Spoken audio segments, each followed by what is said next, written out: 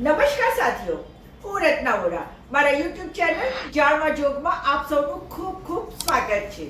સાથીઓ, हिंदीમાં એક કહેવત છે, टेढ़ी खीर। टेढ़ी खीर मतलब बहुत ही मुश्किल काम, बहुत ही कठिन काम, बहुत ही जटिल काम। હવે આ મુહાવરાને હું અહીંયા સેટ કરવા માંગુ છું અને હું કહું તો રાજકારણ એ ખૂબ જ ટેઢી ખીર છે। ટેઢી ખીર એટલે કે સમજે ના સમજાય, અને જો સમજાય તો આખી જિંદગી પૂરી થઈ જાય। લોકો અલગ અલગ કારણોથી રાજકારણમાં આવતા હોય છે। ક્યારેક કોઈક વિચારધારાથી પ્રભાવિત થઈને આવતા હોય છે, તો ક્યારેક કોઈ ચળવળના કારણે રાજકારણમાં આવતા હોય છે।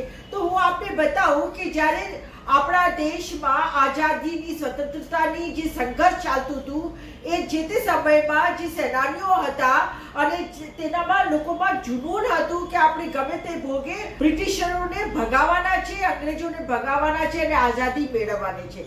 જે તે સમયમાં જે લોકો આઝાદીની લડાઈમાં જોડાયા અને ત્યારબાદ આઝાદી મળ્યા પછી એ જ લોકો રાજકારણમાં સક્રિય થઈ ગયા અને એ રીતે રાજકારણમાં એ લોકો આવી ગયા।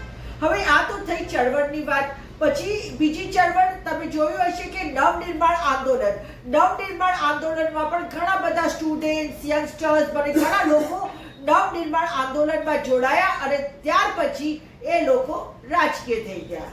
એવી જ રીતે જો અગર આપણે યાદ હોય તો દિલ્હીમાં અન્ના હજારેનું જે આંદોલન ચાલ્યું, એ અન્ના હજારેમાંથી પણ કેટલાક લોકો રાજકારણમાં જોડાયા, જેમ કે અરવિંદ કેજરીવાલ એમનો તાજો દાખલો છે અને પછી એ એક રાજકારણી બની ગયા।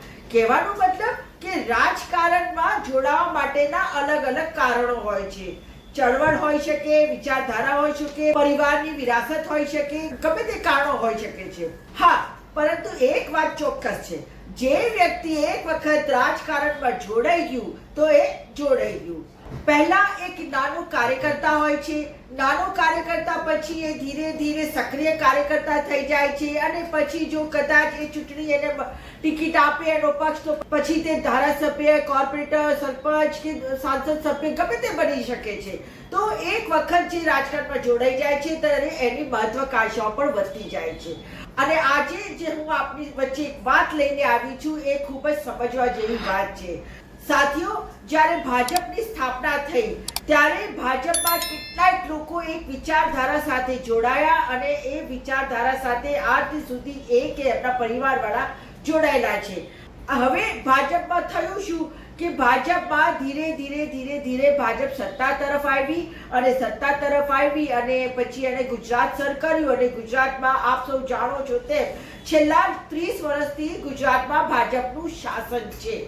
હવે આવા સમયમાં તમે વિચારી શકો છો કે જે કાર્યકર્તાઓ, પાયાના કાર્યકર્તાઓ, એ લોકોએ ભાજપના ઝંડા ઉઠાયા, ભાજપની દરીઓ વિછાઈ અને કોંગ્રેસ પક્ષના પ્રમુખના પ્રમાણે, શ્રી શક્તિસિંહ ગોહિલના પ્રમાણે તે લોકોએ ઘાભાઈ માર્યા, છતાંય આજે એ લોકો ક્યાં, એ વિચારવાની વાત છે। આપણે જોયું હશે કે આજે કમલમમાં અડધાથી ઉપર બધા કોંગ્રેસીઓ ગોઠવાઈ ગયા છે। અરે એ તો ઠીક, ચલો માન્યું કે કોંગ્રેસી ગોઠવાઈ ગયા છે, પણ જરા વિચારો જે હાલમાં તાજેતરમાં જ કોંગ્રેસ છોડીને કેસરીઓ જેમણે ધારણ કર્યું છે, એ જ લોકોને ભાજપે ટિકિટ આપી દીધી છે।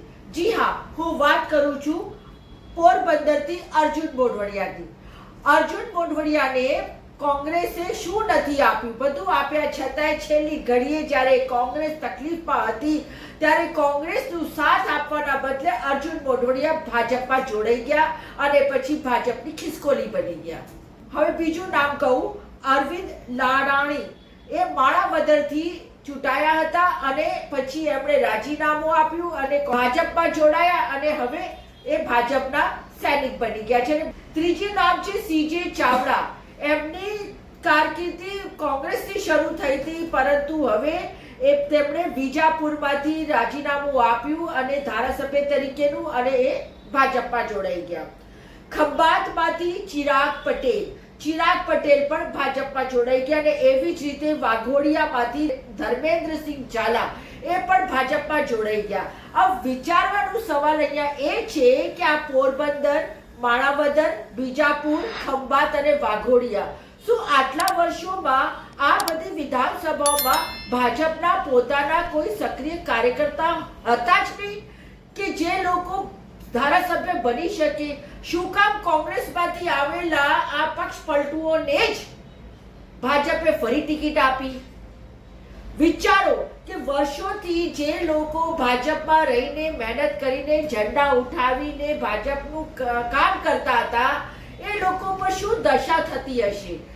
વિચારતા હશે કે આજ નહીં તો કાલ અમારો નંબર આવશે, આજ નહીં તો કાલ અમારો નંબર આવશે. અને જ્યારે સમય આવ્યો તો એ જ કોંગ્રેસના પક્ષ પલટુ ભાજપમાં આવ્યા અને ભાજપનું ખેસ પહેર્યું અને પછી ભાજપનામાંથી જ હવે આ જે નવી ચૂંટણીની જાહેરાત થઈ છે એ નવી ચૂંટણીમાં એ લોકોને ધારાસભ્ય તરીકેની ટિકિટો આપી દીધી છે ભાજપે. તો અહીંયા આ પક્ષ પલટુઓ જે છે ને હવે એ ફાવવાના નથી, કારણ કે ભાજપના જે સક્રિય અને જે સંનિષ્ઠ અને જે ઓરિજિનલ કાર્યકર્તાઓ છે એમણે પણ ધારી લીધું છે કે હવે તો પાડી જ દેવાનું છે. આ શું વળી વારે ઘડીએ કોંગ્રેસમાંથી લોકો ભાજપમાં આવે અને પછી ભાજપમાંથી પણ ટિકિટ લઈ જાય? તો એ લોકો ભાજપના કાર્યકર્તાએ તો ધારી લીધું છે કે પાડી જ દેવું છે. અને બીજી બાજુ જે કોંગ્રેસના કાર્યકર્તાઓ હતા કે જે કોંગ્રેસના માણસો હતા કે જે લોકોએ પંજાને વોટ આપીને આ લોકોને જીતાડ્યા હતા, તો એ લોકોએ પણ ધારી દીધું છે કે હવે તો આવા પક્ષ પલટુઓને હરાવીને ઘરે બેસાડી દેવાના છે.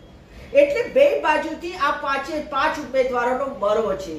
સ્થાનિક ભાજપના કાર્યકર્તાઓ એમને પાડી દેવા માંગે છે, બીજી બાજુ કોંગ્રેસના જે જનાધાર છે જેમના કારણે એ લોકો કોંગ્રેસમાંથી ધારાસભ્ય બન્યા હતા એ પણ હવે એમને પાડી દેવાના મૂડમાં છે. અને હું આ વિડીયો મારફતે કહેવા માંગુ છું કે ભાઈ જે આ વિસ્તારમાં વોટર્સ હોય ને તો મહેરબાની કરીને આ પાંચ લોકોને મૂર્તિયાઓને ઘરે ભેગા કરો, નહીં તો પછી આ પક્ષ પલટુઓ ક્યારેક અહીંયા તો ક્યારેક ત્યાં જઈને તમારી બધી મહેનત ઉપર પાણી ફેરશે. અને આ લોકોની ના તો કોઈ નીતિ છે, ના નિયમ છે કે ના વિચારધારા છે. આ લોકો ફક્ત ને ફક્ત પોતાના અંગત સ્વાર્થ માટે પક્ષ પલટું કરે છે. એટલે આ પાંચ પક્ષ પલટુઓને ઘરે મોકલો, એટલી જ વાત કરીને હું મારો વિડીયો અહીંયા ખતમ કરું છું.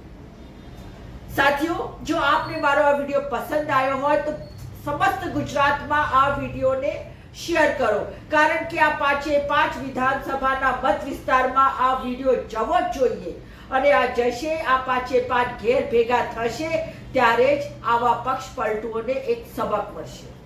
છેલ્લે બસ હું એટલું જ કહીશ કે જો આપને મારો વિડીયો પસંદ આવ્યો હોય તો મારા YouTube ચેનલ જાણવા જોગને સબસ્ક્રાઇબ કરો, વધારેથી વધારે શેર કરો, લાઈક કરો અને આપ મને ફેસબુક, ઇન્સ્ટા અને એક્સ ઉપર પણ ફોલો કરી શકો છો. ફરી મળીશ એક નવી વાત, એક નવા વિચાર સાથે. નમસ્કાર.